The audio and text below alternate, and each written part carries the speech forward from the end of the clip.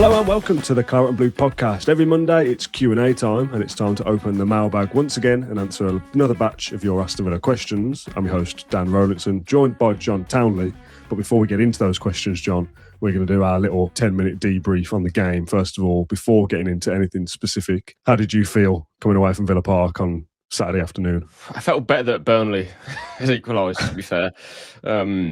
I mean, I guess it's different to me. Literally, I understand the question that you're asking isn't literal, but at the same time, because I am obviously working and I speak to Unai and tap up the bits and bobs afterwards and leave Villa Park probably two and a half hours afterwards and then do a little walk around the stadium talking about the game. It's different because as a fan, like you would have like a raw emotion about it, and unfortunately, I can't really give you that because I do decompress it. So that's a very like. What was your raw reaction at full time though?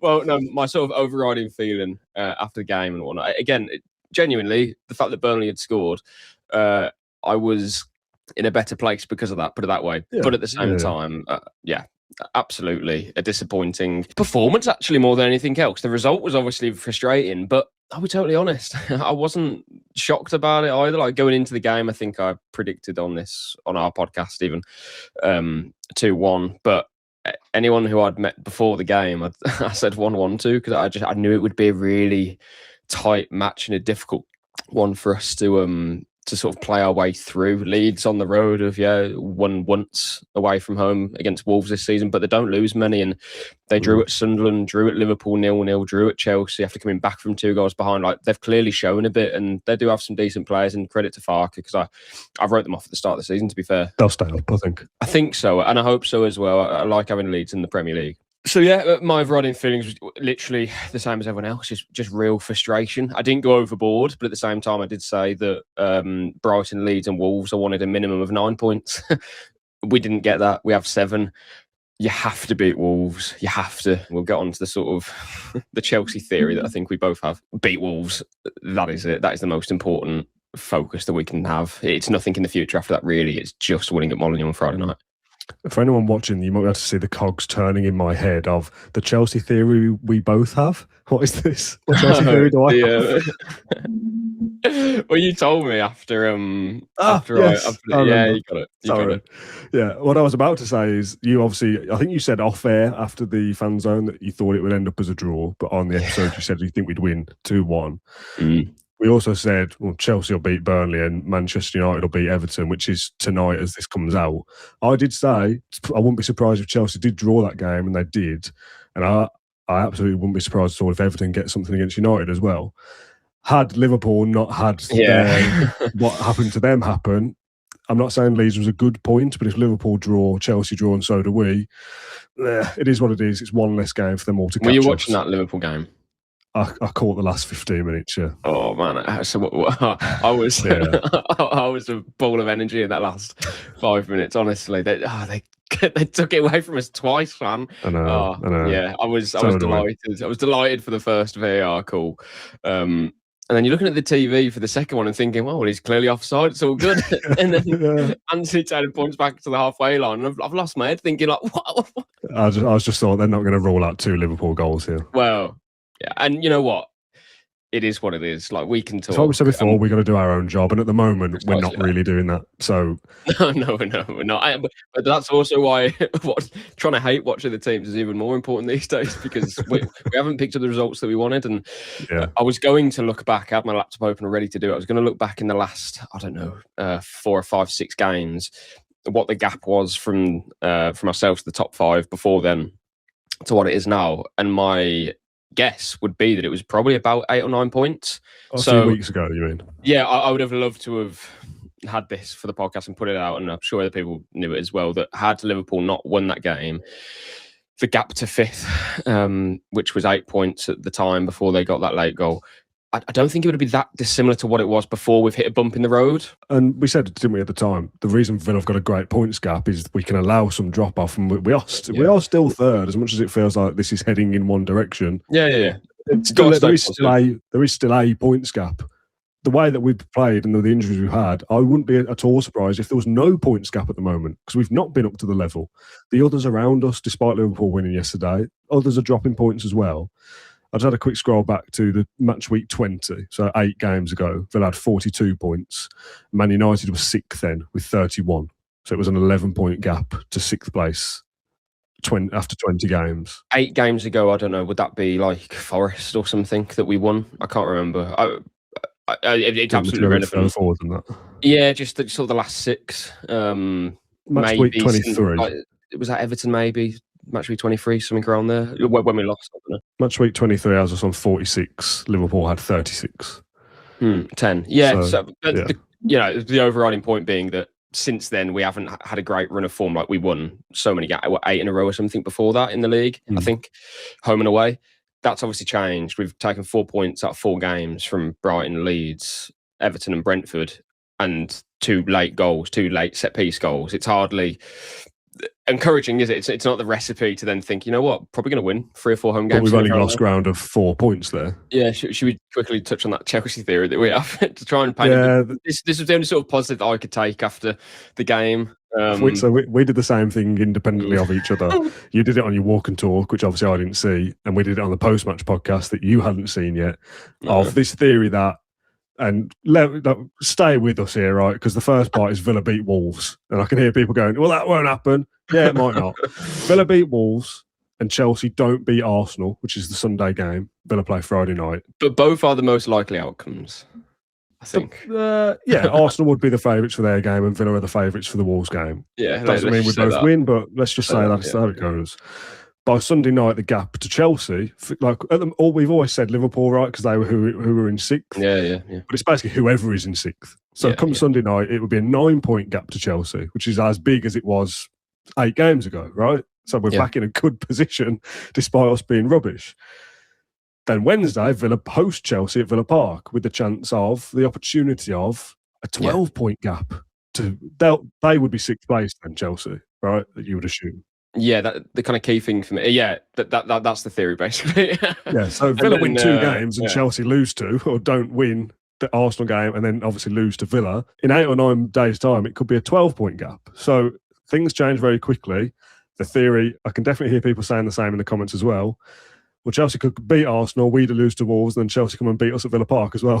There isn't a points gap at all. Yeah. That's equally as valid, right? But let's stick with the positive one for now. Yeah. Come on, guys. Got so positive. And if that does happen, we would... Oh, no, I've done the maths for this. So if we do get that 12-point gap back, then we would only have to win. So back. Oh, you can only laugh. We would have to win 3 of 9 games, hit 66 points. Chelsea would have to win 7 of 9 to get 66 points. So the kind of thing we're trying to next Wednesday.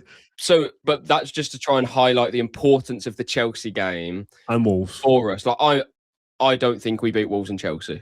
I don't. I think, if I had to guess, probably 4 points from the 2. Forget that. The point we're trying to make is that if Villa do their job against Wolves, and that can happen, we can beat Wolves. We can. Although we're not playing very well, we can beat Wolves. There's also a good chance that Arsenal don't lose to Chelsea, right? Chelsea, who can't beat Burnley, who, Arsenal are the league leaders, So those things can happen. And if those things do happen, then it's just we have the opportunity to really steal a march on Chelsea. And if we lose to them, then it goes back to 6 points and okay, whatever. But it's more we're trying to inform that could be a really important game. Well, it's a really important game anyway, but it could be a massive moment in our season, that game, if we beat Wolves and Chelsea don't win at Arsenal. That's all it is. So I don't think it's so kind of pie in the sky. There's a chance that happens. But then again, the importance of that Chelsea game is what I've just said there. It's the case of, well, if we did a preview for that match or a fan zone, we would be saying, this is the kind of permutation if we were to win the football match. So, it sounds a bit sort of, all of those things need to happen. No, we just need to beat Wolves and then watch Chelsea on the Sunday. And I don't think Chelsea would win at the Emirates. Yes, it can happen, but even then, we then host them anyway. So that's sort of we're trying to be positive in that sort of message there, I guess, because if it was different, let's say we go away to Fulham or something, there's no, I don't know where to go from that, because there's no sort of, do you know what I'm trying to say, away to Sunderland or whatever. Like, if we have a really difficult game on that Friday, and I know all the games are hard and Wolves will be difficult, They have lost Claret, who's one of their better players, through suspension today. But I do think we can look at that as a real opportunity to get back to winning ways. You know, that might sound mad for some people, and then through the other half, that might be, oh, you can't guarantee any game. Like, yeah, absolutely aware of that. But who do you want to play at the moment? Probably Wolves. Okay, let's get into some questions then. Firstly, from Connor. Injuries aside, why are we bottling home fixtures now? Even a point against a newly promoted side is not good enough. It cost us Champions League last season, and it could happen again this season. Now, two things from me before you answer that. Injuries aside, I don't think you can do that. I think injuries is the big kind of elephant in the room here. That's obviously why. A lot of discussion on TalkSport yesterday of like, what's happened to Villa? It's like, really? Don't you know? Like, you've got 3 serious injuries in the same position. Like, that would hurt any team. It's very obvious, I think, to Villa fans, but the outside world doesn't seem to recognise that, which is odd. But secondly, I saw this a bit on social media as well of, draw to Leeds. Top 5 teams don't draw to Leeds. They did. Chelsea did. Man United did. Liverpool did. And Liverpool did.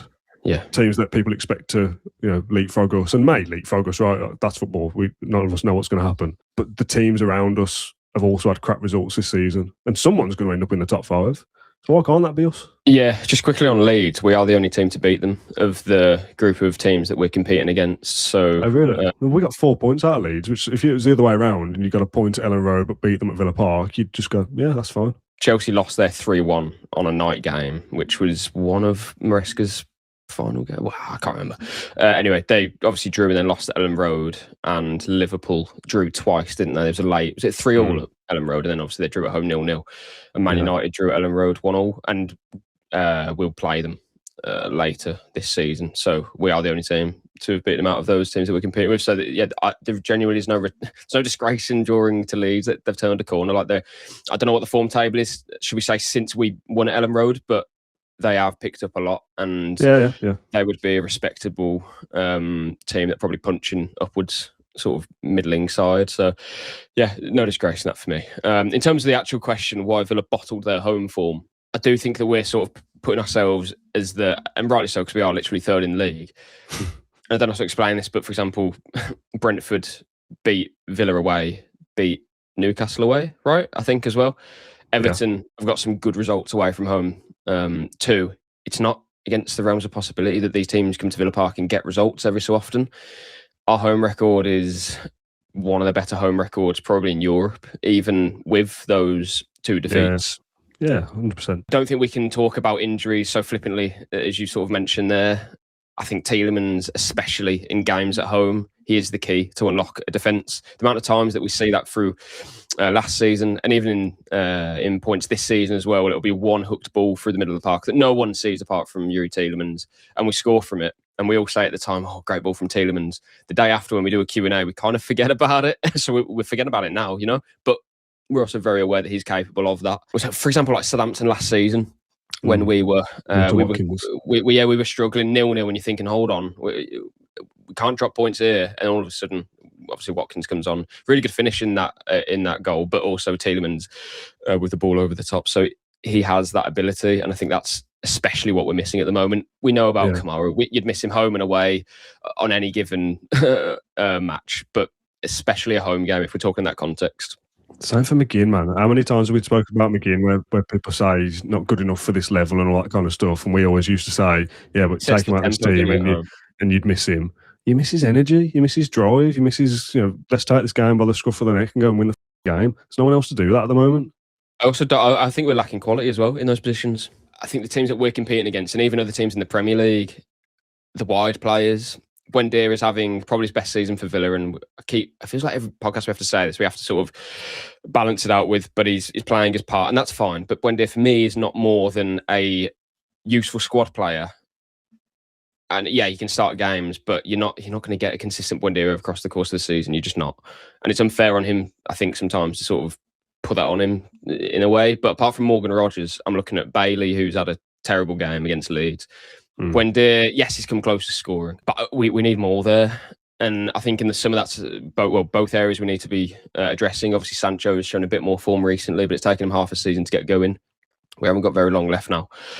McGinn is obviously a player that you put in those positions and is sorely missing, I think, for different reasons. But one of these that point that I'm mentioning too. But I think there's something definitely now we need to look at. If you look at Chelsea, Man United, Liverpool, the quality that they're calling on is quite scary. God help us if Morgan Rogers picks up an injury, because I think it's so important. And I do think a major reason why we were lacking creativity, because we didn't make that many chances against Leeds, was that they did a job on Rogers. From Space City Villain, long-time listener, first-time mail bagger.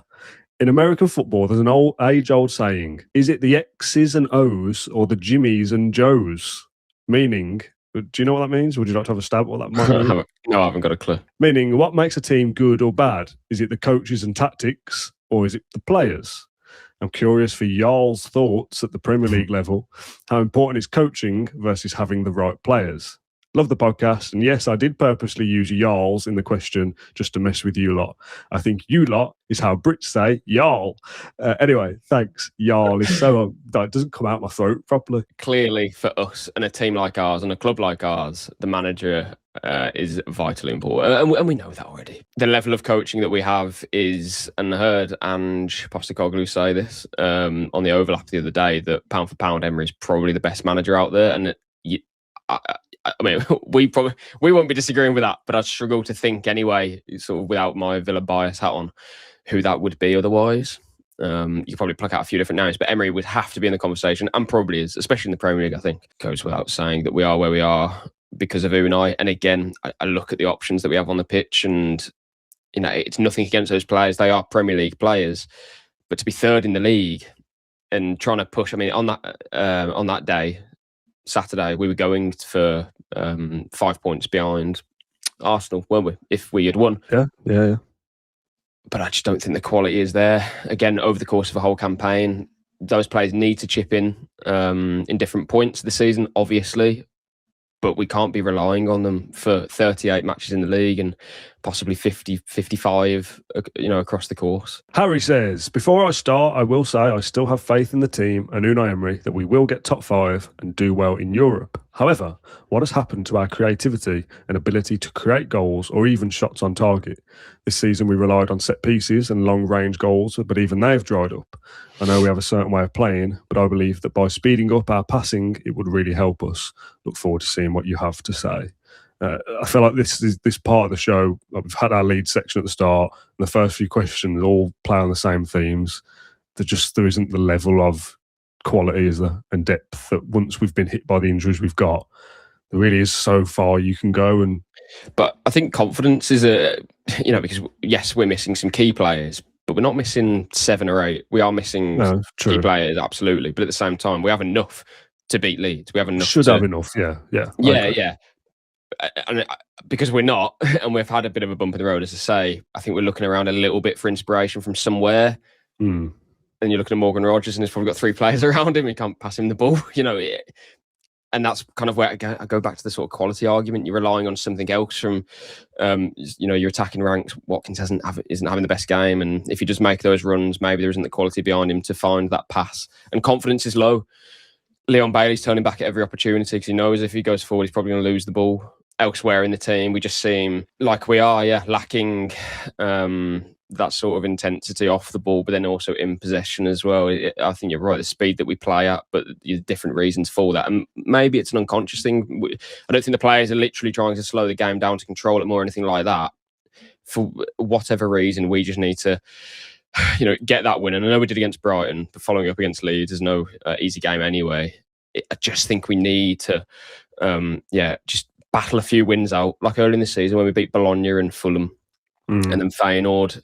Those wins weren't, big wins obviously, but they weren't pretty. They weren't, extravagant Villa displays. That Feyenoord game, we probably should have been 2-0 down in the first half if it weren't for Bissot's save. And we scored the second goal quite late on through McGinn, and it was Buendier's nice finish that puts in the lead in that match as well. So there's no sort of right way to win a game, but for Villa at the moment, I just think it's paramount of importance that we get that Wolves win under our belts, because if we don't, then I think we worry, but also the dressing room, that is going to weigh on them quite heavily then when they look at the teams beneath us climbing up the table. And ultimately, without sounding too disrespectful, it's Wolves.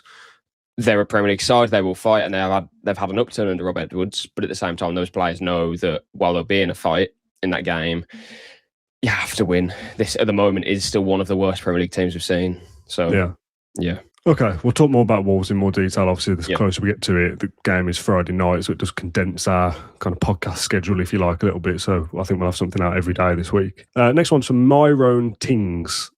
Very short one, and an opportunity for you, John, to kind of open the floor. I really don't get what John sees in Leon Bailey. He was absolutely awful on Saturday. Yeah, he was poor. I'll tell you what, before you start, you've often said about Bailey of like he offers something different. He's the idea of bums off seats, right? He will make you feel like something could happen. It might not necessarily happen, but he offers something different. I thought he looked all right in the game off the bench. Was it Newcastle? Well, Newcastle was his first game. He played well against Newcastle away. Besides that, hasn't done a great deal. And then obviously the most recent game was I've seen that performance a few times. Yeah. So how do you answer that? What do you see in him? Everyone else thinks he's rubbish, but you think there's something there. Well, to really boil down an opinion. No, you've answered part of my point there. In terms of his style, I do think he does offer Villa balance on that side. He does. When he receives the ball, that's kind of my point. When he has space to move into and he has players running off him, I don't think we can bring that with other players. It's a different profile of player to a Sancho, for example. And Sancho, yeah, I agree, should start against Wolves. I want Bailey to come into the game from off the bench. And maybe that is going to be Bailey's role. But I just think there are moments where he can influence the game, but either doesn't have or hasn't shown the quality to do that, or doesn't have the confidence to do it. So was it Brentford, I think, when he picks up the ball in exactly the area that you want Bailey or that ilk of player to pick up the ball, chops inside, tries to find the far corner, but gets his effort wrong. I think he either went over the bar or went wide. That was a massive opportunity. You know, when you think of it, a player who has, again, more confidence or more quality in that moment probably scores that chance. But that only comes about if he's in the right space and he has the right body shape to take it. If that's another player, go on. I was just going to say, how does that? I know Villa aren't in a good moment, to use a common football phrase at the moment, but you've just been bought back by the club that got rid of you, right? So maybe that's part of it. Maybe he doesn't feel welcome or wanted, but I don't get that sense at all. He seems to speak really well, and you know, he's obviously popular in the dressing room and all that kind of stuff. You've got this kind of second chance under Unai to come back to the Premier League, go and show what you're worth. And a handful of games in, I think he's trying. No confidence, timid. That's mad to me. I'm not a psychologist. I don't know the reason why Bailey is lacking confidence or whatever it may be, but he is trying. Do you know what I mean? He's not. He's definitely trying. No, he's trying, and maybe some people can't see that or don't want to see that by the fact that he's not been playing well, and he'll be the first to say that. Like you can see in how frustrated he was when he was taken off, and I heard sarcastic cheers behind me and jeers. I think it's unacceptable. Like that, by the way. At no point is that helpful. It isn't. It happened to Morgan Rogers earlier in the season. It's just, I don't know if that's some fans sort of doing it as a joke, and then all of a sudden hundreds more do it at the same time, and it's like, okay, we don't need that. No one needs it. But in that moment, you can see his frustration. You can see how down he was. You can see Watkins trying to pick him up. If he didn't care, or he wasn't too fussed that actually, that hasn't worked, it wouldn't be down. Do you know what I mean? I heard you talk about Buendia in the post-match when he came off, and he didn't want to come off. And I agree, it's like, get off because we need a goal here. But at the same time, it's not through a the team can sod this, then whatever. I'd rather us lose because if it means that it shows me in a better light or whatever. It's not that. It is out of frustration. It's out of them wanting to do more. But maybe, again, it's a lack of quality, or for whatever reason, that's the case. In terms of Bailey, I never said that he's going to be our best player or anything like that. All I'm saying is that I like that when the ball moves to the right-hand side of the pitch, in that moment, okay, it's a direct player. He's got the vision in front of him. He's got a player moving on his right. He can come inside. He can go outside. He can put a ball in the box or take a shot on goal if he's in the right area. I have no idea if he's going to hit the top corner or put it in row Z. Most people, and as has been proven, would say, we're probably going to go row Z. Yeah, and that has happened. But I don't think we have another player like Bailey at the moment, unless it's Alisson, and Alisson isn't here. He's injured. Sancho is a different type of player to Bailey. If he receives that ball in that position, again, his body shape, it's different. He receives the ball, his insteps on the right. He's probably got to cross it as an in-swinger rather than an out-swinger. There's just different elements to it. And for me, I prefer the Bailey profile, but also I'm not going to be sort of so wedded to that I can't see that he's not playing well, because he was terrible against Leeds. I absolutely understand that. I gave him my worst rating. The only point I'm trying to make is that I want, if we're going to bring in a new winger in the summer, that's the profile of player that I want it to be. That's all I'm saying. I think that's I have no idea fine. Against Chelsea, Bailey's going to play well or not. I have no idea. But if Sancho doesn't play well, where do we go? Like, it's not the El Ghazi and Trezeguet situation, but equally with Sancho, like we saw more good things against Leeds from Sancho. Absolutely, we saw good things from him against Chelsea and Fenerbahce. But then I've also seen games from him when he is still anonymous. Like, I just don't think we have the right quality in those positions. One of those players needs to take that position, and I hope it's Sancho or Bailey. One of them needs to do it. Unai Emery does not recall Leon Bailey and play him if he doesn't see, or whatever it is, that he's not either up to the task or he doesn't fit in the system or anything like that. So while people can have the opinions of he's the worst thing since this, he's the worst thing since that, I can't see it. I think we also do have to trust Unai, the manager who's getting us in this position. He does not have to play Leon Bailey. There is other options for him. So if he does, he's not doing it to harm the team. He's doing it because he thinks it will work. So it's not a... But that feels like a blind spot to me, to be honest. That position, I think. If it's such a cut and dry thing of Leon Bailey's a terrible footballer and he's not good enough, blah, blah, blah, blah, that's a pretty blind spot for Unai Emery to have to play a player who's some people think is negatively impacting the team to the point where you'd rather have 10 players or something. Like, that's a hell of a blind spot. But then, forget it. I was going to start talking about guess on, but it's completely futile. Let's focus on just the Premier League. There's 10, 11 games left. If you treat that as like a little mini season, none of these players who are filling in or low on confidence or whatever it is, well, give it 5 games, Tielemans will be back and Buendia won't play much. However you want to frame it, whoever is available right now, we don't need huge contributions from any of them. If Bailey scores 2 goals and that gets us some points, that's a pretty decent contribution to us getting to where we need to be. Yeah. They don't need to be perfect for each 11 games. If we end up winning 5 and Bailey contributes to a couple, sound, that'll do, mate. We'll deal with you in the summer, whether you're here permanently or not. I thought the players who would be coming in to replace Kamara, Luiz and Tielemans would step up more than they have, and they haven't. That's disappointing, I think. Yeah, I understand what you're saying, Dan, but I just think it's... I thought we'd probably be maybe 3 points better off than we are now. Like, I didn't expect us to have another 10, but I thought we'd be a little bit better than we have. Yeah, but do you mean that in terms of, i.e., you expected Luiz, to be better, or you expected this to... Do you know what I'm trying to say? Because I don't think we can... I don't think we can replace McGinn, for example. And we said that back in the summer. You can't replace McGinn, and it was... Of course you replace McGinn. You bring in a better player. Well, you can't replace McGinn. Tielemans is extremely difficult to replace.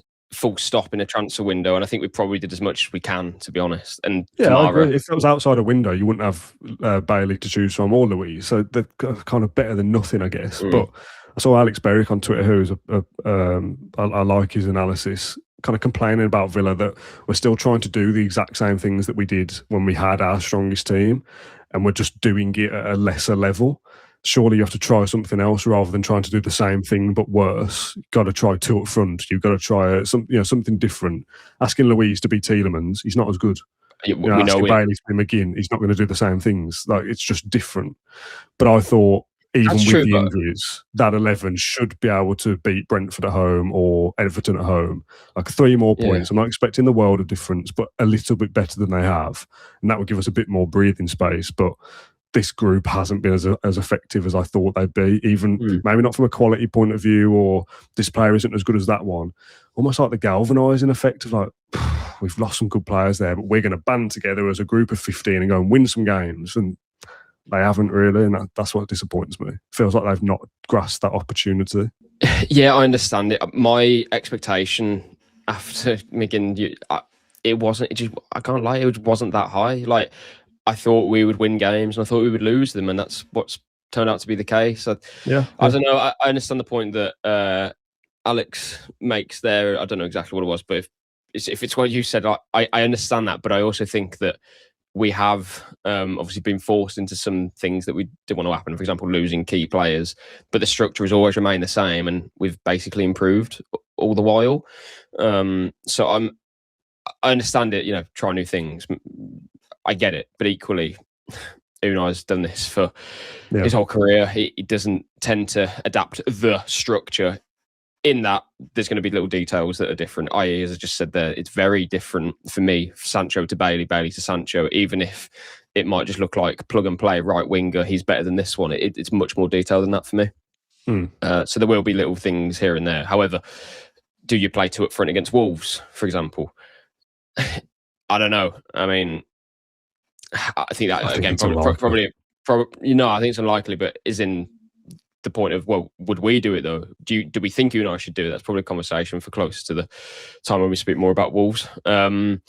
But obviously we saw, for example, Marlon early in the season play off Watkins against Burnley, and that worked well. So there's definitely reasons why we should change every now and again. But equally, like Monaco away last season was terrible when we changed. We've seen West Ham away. Yeah, Duran and Watkins played together, didn't they? Not good again. And that changed after 45 minutes. We basically wasted a half of football. I would rather stick to what we're doing and, play with a lesser level of player, I suppose. I still think there's going to be games where we're able to get results doing that. And again, we're not a million miles away from getting those players back. It's, McGinn may be still out for the next 2 league games. Should hopefully be back for United, kind of at the latest, really. And then he's back. And then Tielemans looking after the international break, which would then be after West Ham. So Man United, West Ham. So 4 games for Tielemans, right? And then international break afterwards. Hopefully he'd be back for the Forest game or the first round of the quarterfinals if we get there. So we're not talking like months away, are 10 we? games, yeah. Yeah, I think we've plodded along as well as we probably could have, to be honest, up until now. We're still 3rd. We still have a gap to 5th. And ultimately, whether there's a gap or not, we know that around 67 points, 68 points is what we need. That's the target. Let's try and hit it. But first, just got to Molineux in a win. And then, as we said from the very top of the show, Chelsea is possibly a huge opportunity. And then after that, you have your players coming back from injury. So it's not all doom and gloom for me. However, if we were having this sort of viable conversation 4 games ago, that's when I would be much more worried and I'd be panicking because we've got a bit of a period here. And knowing what we know now, if that was a few weeks ago, I would be concerned. Or essentially, you could just stretch McGinn comes back in 2 months or Tielemans after that. Like, that isn't the case. But if it was, but it's not so far away. I'm going to do 2 together here. The first one comes from the little man on Unai's shoulder, who says, "It's no coincidence that our lack of form has coincided with Mings back in the side. Powell needs to come back ASAP. He's positive and organised." And the second from Made Up Name, it really takes the Google form on the nose there where it says, "Leave your name, make one up if you want." They say, "Why not play Powell in a central midfield role as an experiment? He's got great vision and has proven in the past that he can unlock the opposition with his passes like Yuri. He could do Kamara's role and sit in front of Concert and Mings when our fullbacks are attacking. John Stones fulfilled a similar role for Man City when they won the treble." Powell. Wow. I'm glad you backed me up with that. Powell, wow, Torres, talk to me. Yeah, we flip-flop between Mings and Torres a lot, I think, as a fan base, to be honest. Because, whichever one doesn't play is the answer, normally. Yeah, again, we've seen it. It happens probably for every club in any position, but I've always said that Powell has been absolutely a key component of our success under Emery for it's obvious, right? The way that he knows Emery's game inside out. And of course, Tyrone does as well. But when you are lacking creativity, especially without Tielemans, I think Powell is such an important member of the team, or he becomes even more important then because it's progression from deep. It's picking those passes that maybe the players can't see, or if they can see, maybe they can't pull off. I don't know. Emery said it himself, and it's not rocket science. Tyrone Mings is a better defender than Pau Torres, absolutely. So for that reason, absolutely understand his inclusion in the team for some matches, or a lot of matches even. Pau is a player who I would still put as one of my first names on the team sheet, especially without Tielemans. I just think it's such an important element of our game. The way we defend or have defended best is when we have the ball and we are controlling the game. And I don't know if we've lost that a little bit. And again, the results we're having, it's not a nightmare scenario whatsoever, but Unai Emery's Aston Villa, having control in games is a really key element of how it, I think, more so than now used to be. And I'd like to have that back, to be honest, because it kind of kills the different things that the opponent can harm you with for a start, and also allows us to feel our way into games, obviously more ball equals more chance of creating opportunities, or likely anyway. I don't think we are a team that can play on a counter-attack, for example, like a Forest team could under Nuno. I don't think we have that pace in the team or the structure for that. No. So, yeah, I just think control is really important, and Powell gives us that, but also the creativity that we're lacking. And that's not talking in hindsight. I'd be saying that if we just beat a team 5-0, we'll continue to do that. I think Powell's absence, what he offers from a passing perspective, has definitely been highlighted more when Tielemans is not available. Yeah, I remember speaking to you on a Q&A that we did out and about around Birmingham, and it was, you know, that thing of if Powell and Tielemans are both in the team, do they want to do the same thing? They both want to kind of pick up the ball and progress it.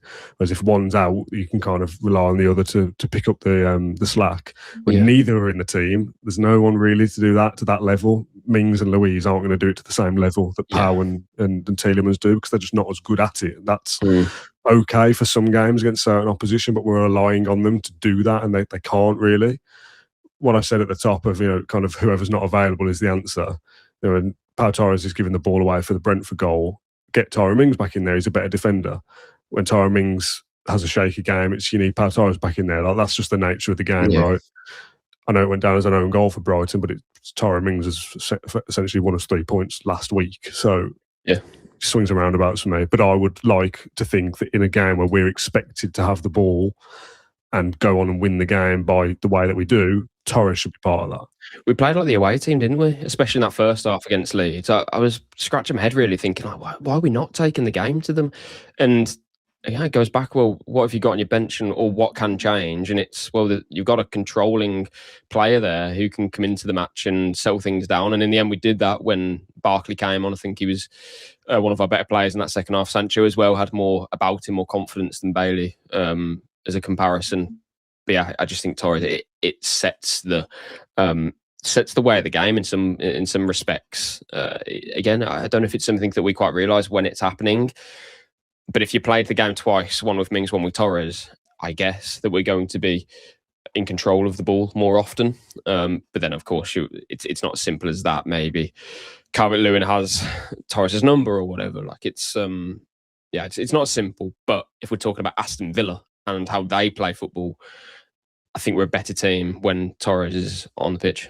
I'm going to blank out the player's name here for a bit of fun and see if you can guess who this question is about before I ask it properly. Okay. From Unai's sticky player magnet.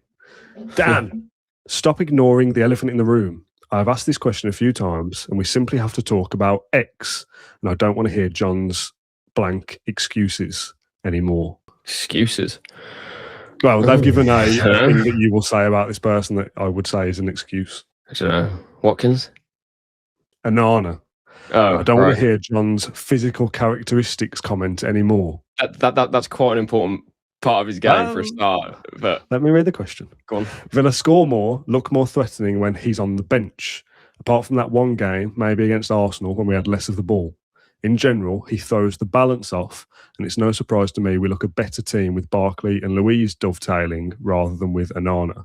Let's sell him to that big club he wants and call time on this injury-riddled one good performance per season player. It's very harsh to say one good performance. Wasn't that long ago, by the way, where people were saying, you know what? Onana does look like a £50 million player because he had a good run in the team when Villa were good. Last week or 2 weeks ago, it was, well, if you lose Onana, then, you know, wrap him up in cotton wool. Like, I don't know. There always has to be some sort of scapegoat or a single reason why Villa's form has dropped, and that isn't Amadou Onana for me. No way. I don't think he's been good enough over the last couple of games, by the way. I'm not saying that he's been brilliant all season. Exactly. It was. But he has.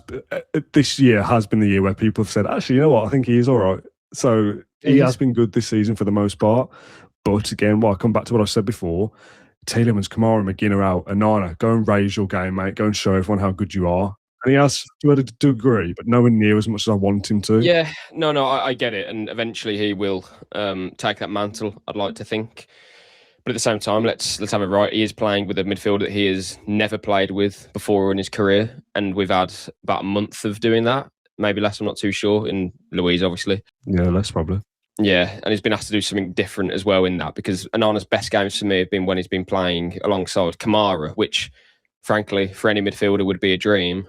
but at the same time, that allows him to do other things. And I've said it before. I said it back when we were not performing well at all earlier in the season. I want Onana to be pushing forward more, make use of his frame, make use of his size in more of a forward position, give him a bit more freedom because he can eat up ground so easily. And I think that's an element of his game that we sometimes hold back. It's not to say that he can't perform well deep, but just having that license to be a bit more mobile. Like, he doesn't need license to be mobile. Like, he is that.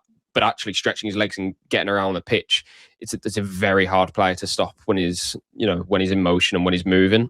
So I do think we limit him sometimes, but actually we have to limit him to a point now, because when he's playing next to Louise, only one of those players is going to perform the role that we need them to in regards of Kamara not being here. So no, I disagree with the comment of he hasn't justified his price tag. I think he has now, because another team would have bought him for that, and that therefore is his price tag.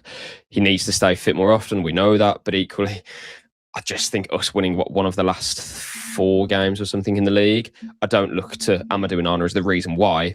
I think it's right that we can look to him to be the reason. Again, as you say, maybe step up, take the game by the scruff of its neck, all those different things.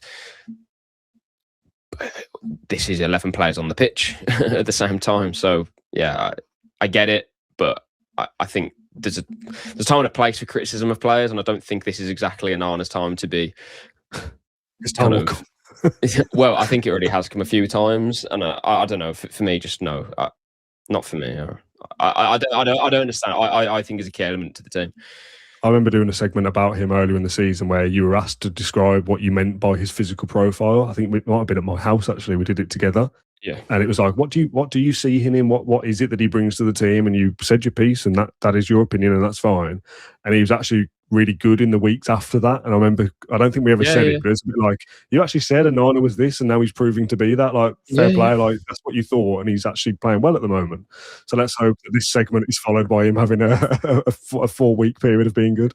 Yeah, not every player is going to play at their best level for 4 or 5 months running, and we never said Onana was going to do that. What I would say is that if Onana, how do I put this? If Onana strung together, a season where he wasn't injured and he played consistently at 7 out of 10, 8 out of 10, that is much more than a £50 million player, because he's got the right age. He's a physical profile that I don't think any other team have in the Premier League as a midfielder.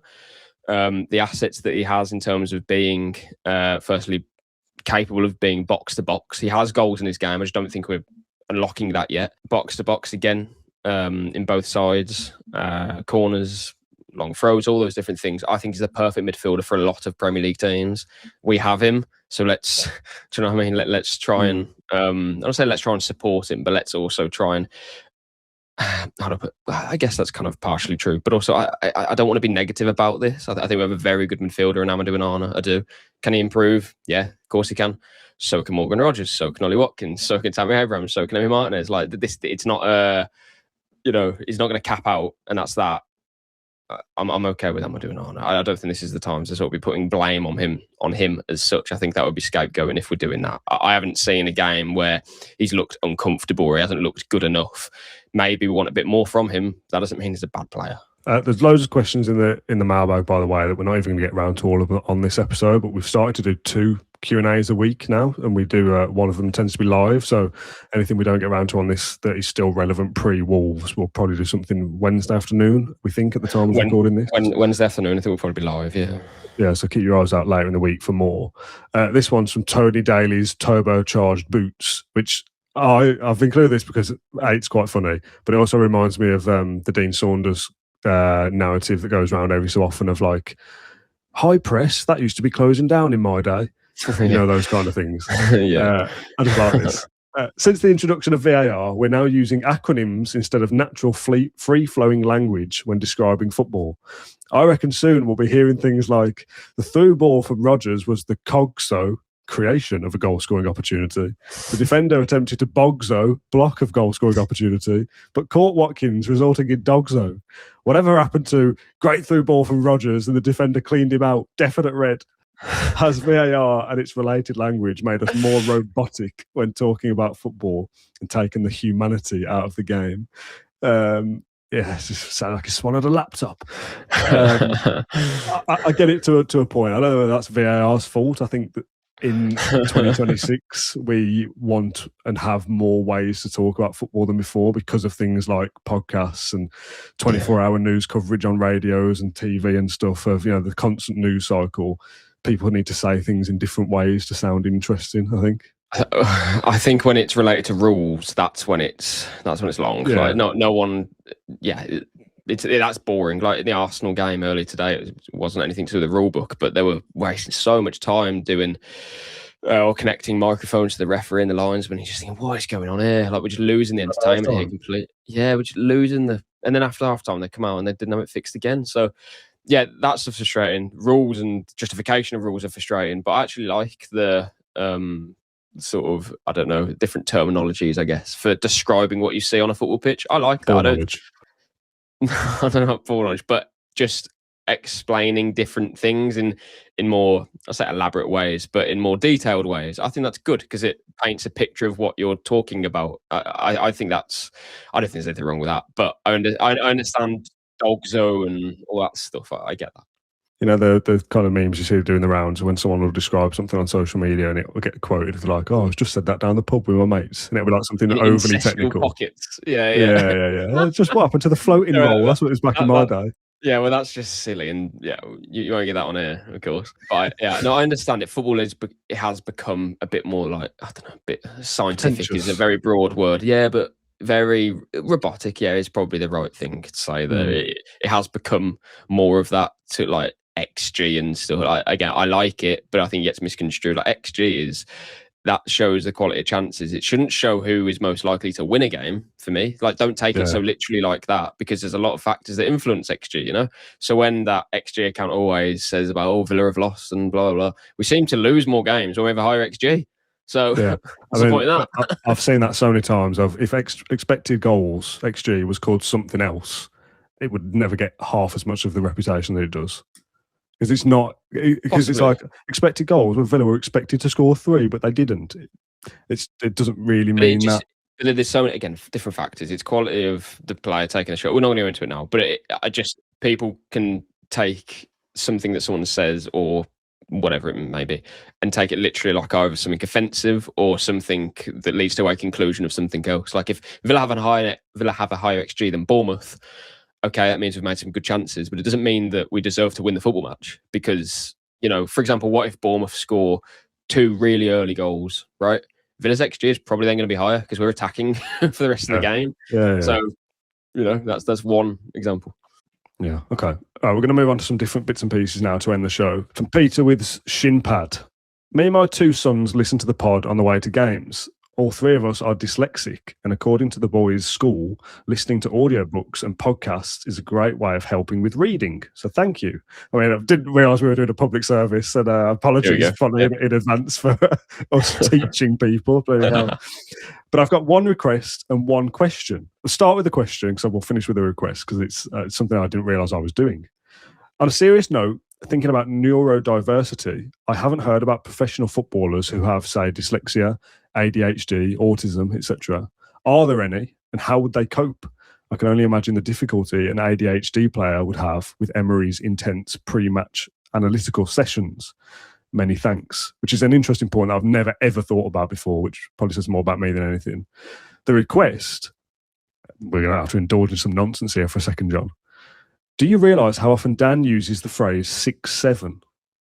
Firstly, you are aware of this 6'7" thing, right? Yeah, I am, yeah.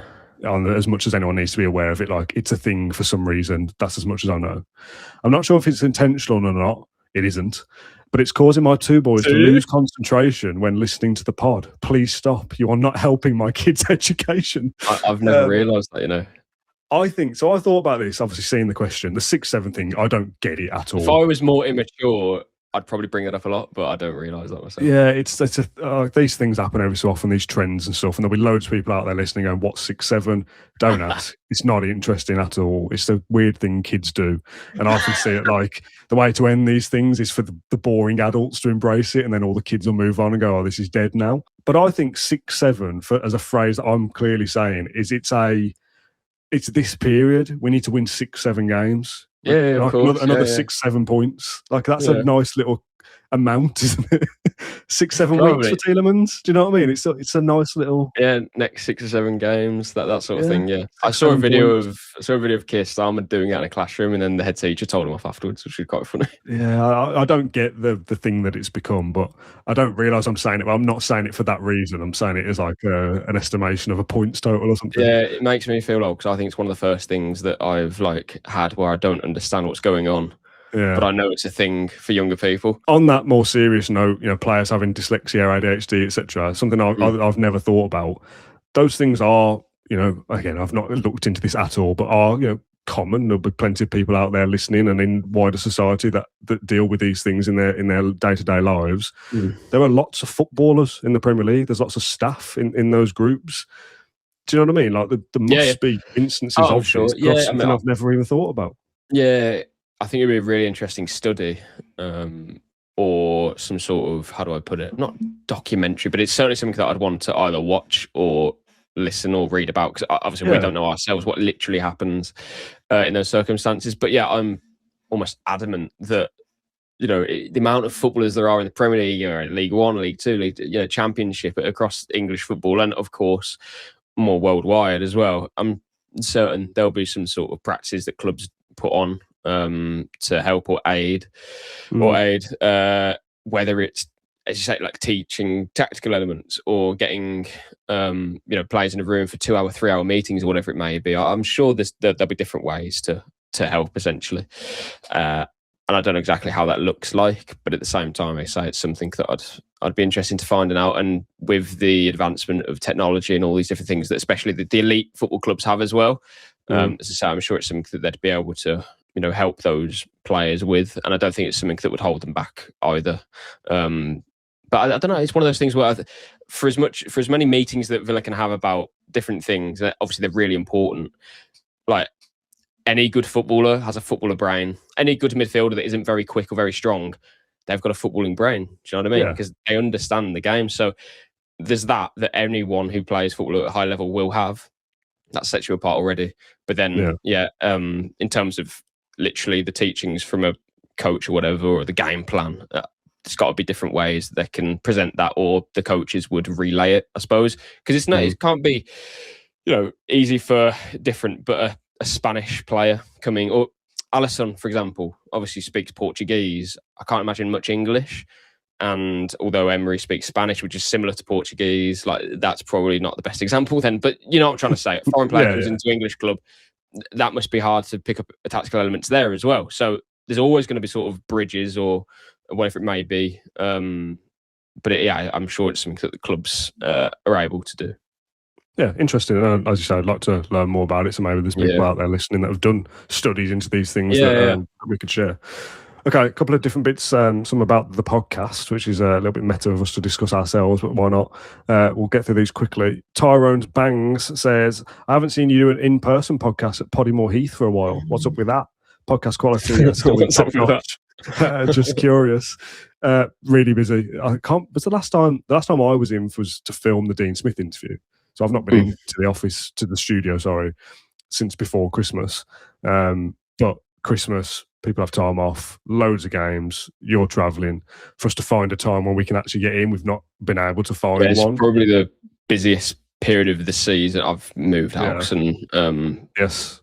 But it's not like we don't really fancy it anymore. Like we do. In fact, I think we've been saying for weeks that by the end of February the weather might be nicer, and not to go in the office all the way and do our job. It's like we like to meet up and go to different places, and it's nice, like different camera shots and stuff. Like going to the office is one thing, but I think we want to do more stuff that we were doing probably like middle of the summer onwards last season or last year. Yeah, so August onwards. Yeah. So I don't know, maybe from start of next month or something, we'll do more in real life videos and keep looking at the calendar and thinking we should probably meet up soon, but then something will come up, a meeting or whatever it is, and you think traveling away from Villa and stuff. Yeah, but also like in the window, the speed of getting things out quicker, doing it like this. Obviously we've got to travel to meet up, film it, edit it, post it in 4K. All that takes way longer than jumping on a call like this, and we might film and talk about whatever, and by the time we post it, some of it's out of date. whereas doing it like this is much quicker. So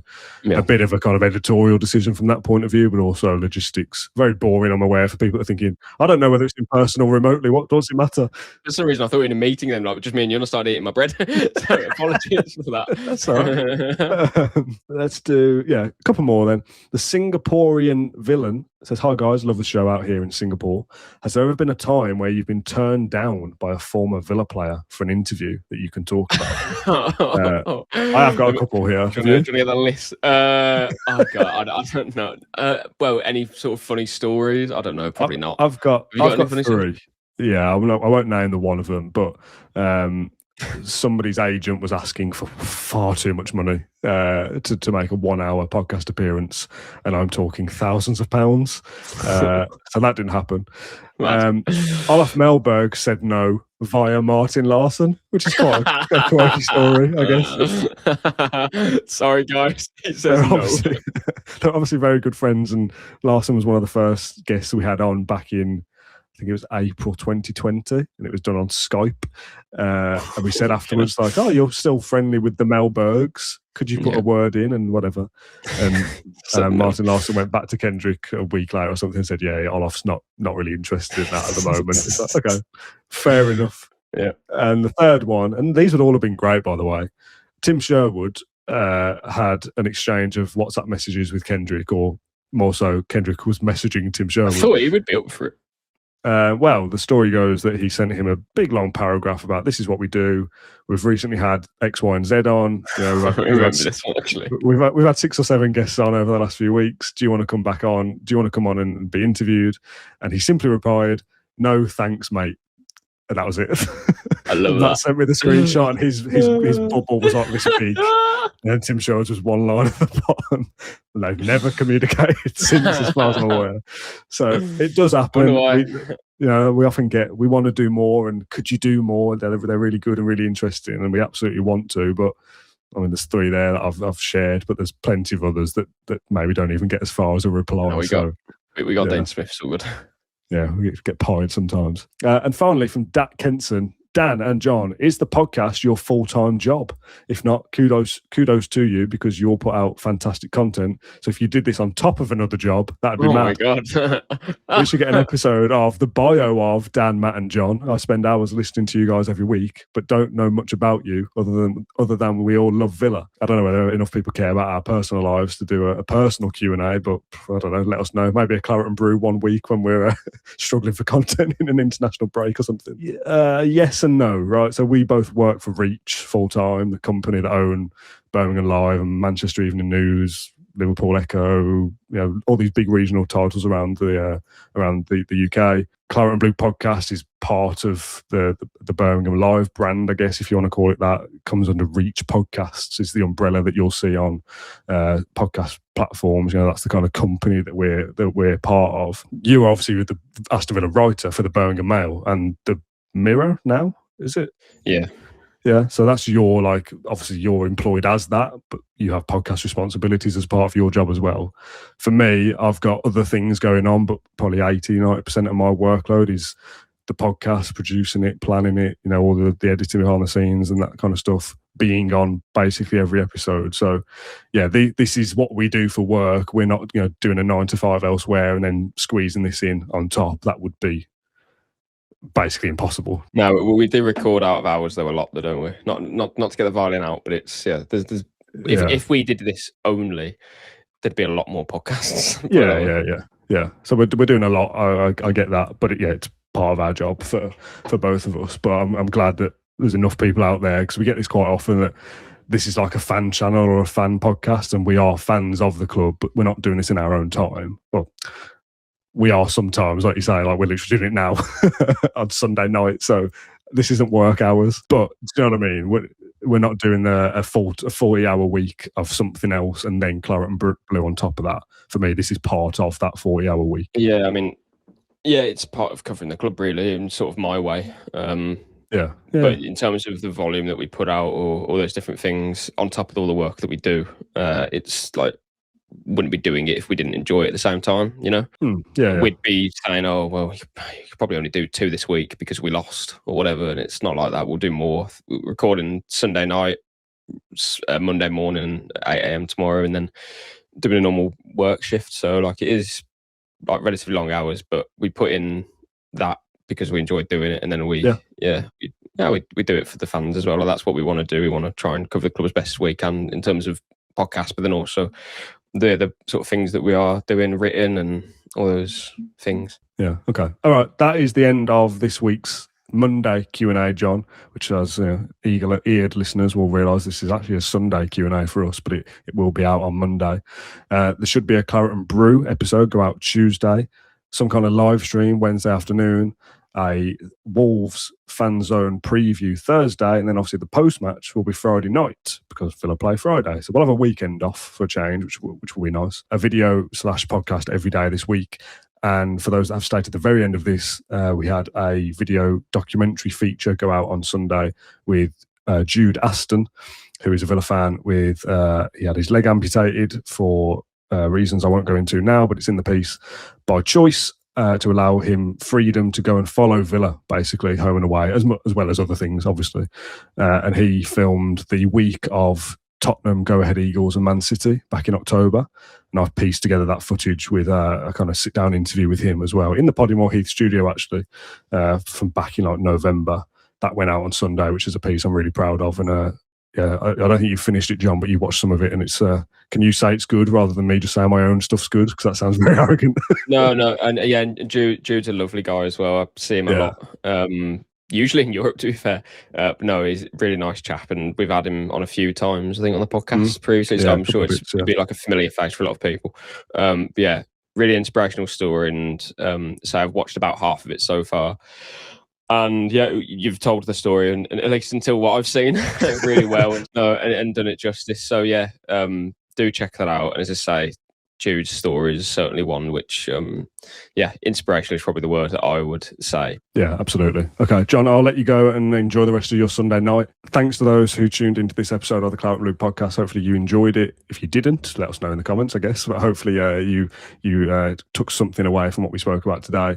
Get involved in the comment sections on whichever platform you're taking this episode on, and get involved in the conversation. We will be doing a Claret and Brew on Tuesday with Kendrick, John and myself, so come back for that as well. Plenty going on this week, so hopefully you join us along the way. Thanks for watching or listening to this one, and we'll see you tomorrow. See you later.